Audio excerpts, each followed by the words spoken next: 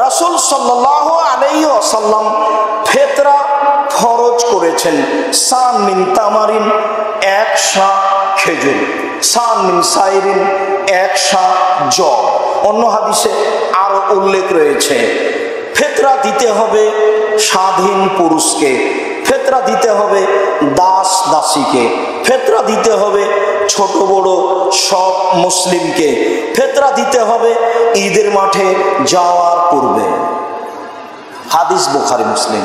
সম্মানিত দিনী ভাই বোন, অত্র বিবরণে ফিতরা ফরজ বলে উল্লেখ হয়েছে, আবার ফিতরা একসা বলে উল্লেখ হয়েছে, আবার স্বাধীন দাস সবার, ছোট বড় সবার।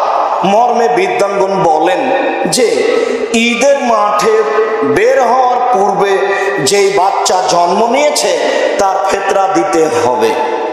বিদ্বানগণ বলেন যে ঈদের দিনের ফজরের আজানের পূর্বে বাচ্চা জন্ম নিলে তার ফিতরা দিতে হবে। বিদ্বানগণ বলেন যেদিন রমজান শেষ হয়ে গেছে, ঈদ উল ফিতর পরের মাসের চন্দ্র দেখা গেছে, এই মুহূর্তে বাচ্চা জন্ম দিলে তার ফিতরা দিতে হবে। বিবরণটি লম্বা হয়ে গেল। যাক, বিবরণের এক অংশে বলছি, সব মিলে ধরে নি ঈদের মাঠে বের হওয়ার পূর্বে সন্তান জন্ম নিলে তার ফিতরা দিতে হবে। দেওয়াই ভালো। যদিও আগের দিন সূর্য ডুবার পরে বাচ্চা জন্ম নিলে তার ফিতরা দিতে আপনি বাধ্য নন বলে বিদ্বানগণ মনে করেন। তবে অত্র হাদিসে রাসূল সাল্লাল্লাহু আলাইহি সাল্লাম বলেন ছোট বড় মুসলিম যার নাম তাকে ফিতরা দিতে হবে। আর ঘোষণাটা তিনি দিলেন ঈদের মাঠে যাওয়ার পূর্বে দিতে হবে। জরুরি কথা যে রমজান শুরু হলে ফিতরা বের করা জায়েজ নয়। জরুরি কথা যে 15 রমজান থেকে ফিতরা বের করা জায়েজ নয়।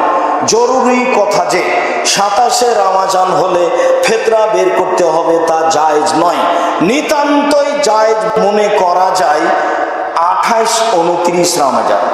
2 দিন আগের সহিহ হাদিস এসেছে, একদিন আগের সহিহ হাদিস এসেছে। তবে আপনার বাপ চাচা যে আমল করতেন সেটাই ঠিক আছে, সেটা হলো ঈদের মাঠে যাওয়ার পূর্বে বের করে যাবে, যা আপনি নিজেও দেখেছেন।